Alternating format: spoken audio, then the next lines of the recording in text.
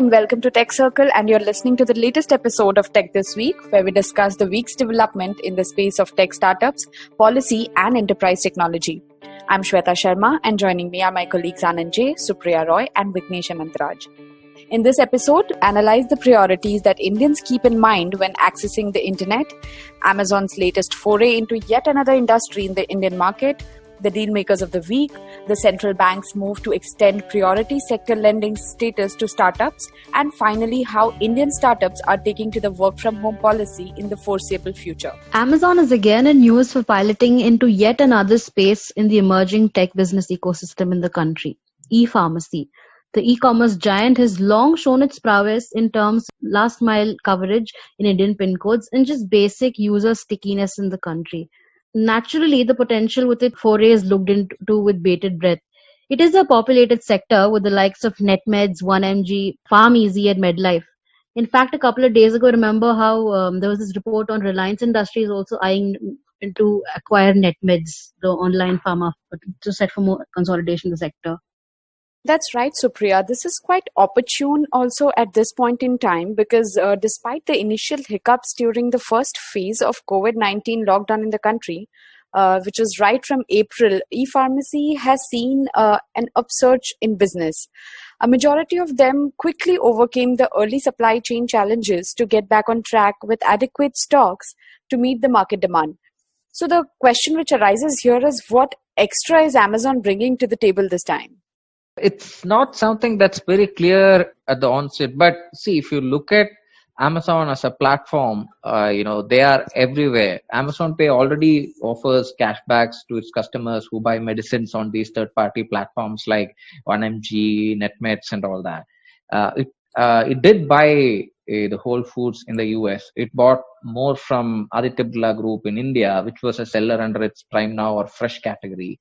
What is evident here is that unlike others like Flipkart or even some of the other consumer internet companies, Amazon is not happy by just being an aggregator of the customer services or customer products that are being sold on its platform or being driven through its platform. So it has equity in lenders on its platform like Capital Float and companies that sell insurance on its platform like Acko. So it wants to be the seller, like in the case of larger sellers on Amazon.in platform like Cloudtail or Pario.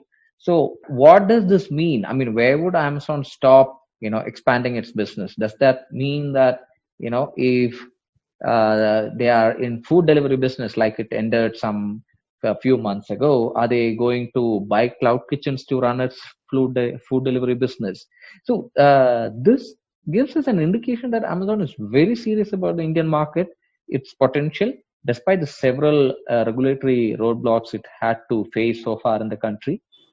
But also, in another important news, not necessarily related to this, but Counterpoint research that came out yesterday said that during the last quarter, Amazon inched ahead of Flipkart in smartphone sales, which is so far was a strong forte of the Walmart on Flipkart.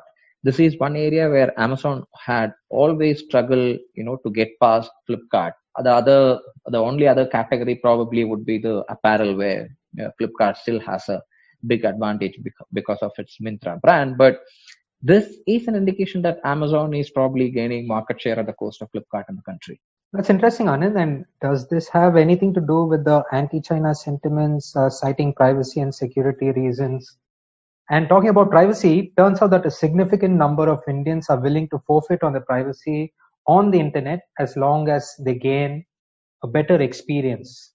And according to a study globally, in 79% of Indians, 82% of Chinese, and 79% of Indonesians are most likely to share the data for better experiences. It also showed that customers in Asia are stingy and want to have better experience by trading it in for a bit of privacy. That's crazy. What even is a better online experience then? At least this survey, what they are meaning is the prevention of data theft or the hackers logging into your data, private information or something like that. Wait, there's more to it. This survey also found out that 44% of respondents from India think that it is the responsibility of businesses to protect user data, which is slightly above the Asia Pacific average of 43%.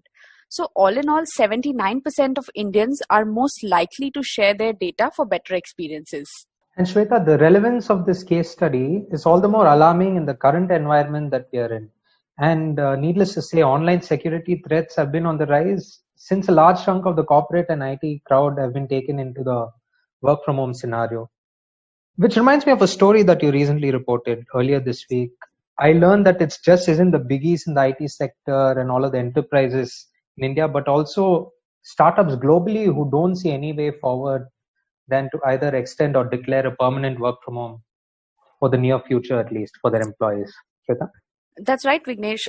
So in India, it took off after online test preparation platform Unacademy last week extended its remote work from home policy until next year. It isn't just startups also that are opting for extended work from home policy. It's also the venture capital firms who have shifted or extended their WFHs till September or probably October, and some of them have also declared till end of the year. And some of the prominent names of the startup that have extended their work from home are edtech startup Upgrad, insurance marketplace Policy Bazaar, lingerie retailer Zivame, cars and two-wheelers marketplace Droom. There are a couple of cybersecurity startups also like SecureTech and Cypherma. So it indeed seems like the new normal now. COVID-19 is, at least even effects of COVID-19 has definitely made its place to all the news making for the year. In another development reported by Payal this week, venture debt, which is largely viewed as a quick cash option for well-backed startups in a tight-pocketed economy thanks to COVID-19, has taken to the limelight. Recently, the Reserve Bank extended its priority sector lending PSL status to startups in order to open up institutional lending to the new economy. The announcement challenges the status quo of venture debt funds that serve the working capital needs for startups in India. But see, that necessarily does not mean that you will get money from banks, because the banks are conservative when it comes to lending, and they would probably lend only to companies that are profitable. So I don't know how this is going to help much. And especially these consumer internet startups, their only asset is probably the UI or customer base and all that, which are not tangible assets, or it like land or property that most banks see as, in that way, the banks are still too conservative for startups, I guess. But Anand, one thing to note is that the venture debt community has taken it in their stride, and they actually deem it to be a good move for the new economy, which I'd imagine is the larger common goal. But what will be noteworthy for the working of such a decision is the little or actually no benefit that such a move contains for startups that would fall outside of the eligibility criteria. Probably, I guess what venture debt community is expecting is they will get money from banks, which they can in turn give it to startups. Not, they don't need to raise money from, non-financial institutions like, angel investors or family funds or things like that, which could be difficult during a year like COVID. Yes, that's right, Anand. Since PSL requires banks to allocate 40% of their adjusted net bank credit to sectors such as agriculture, education loans, housing loan for the poor, renewable energy, micro, small and medium enterprises, among others. Moving to the deal-making activity this week, even as overall funding reduced from $38 million last week to about $28 million this week, EdTech remained to be the starry child, with a number of startups raising funds and also M&A activity in the space. So Noida-based EdTech social enterprise Conway Genius has acquired education assessment and analytics platform Grey Matters India.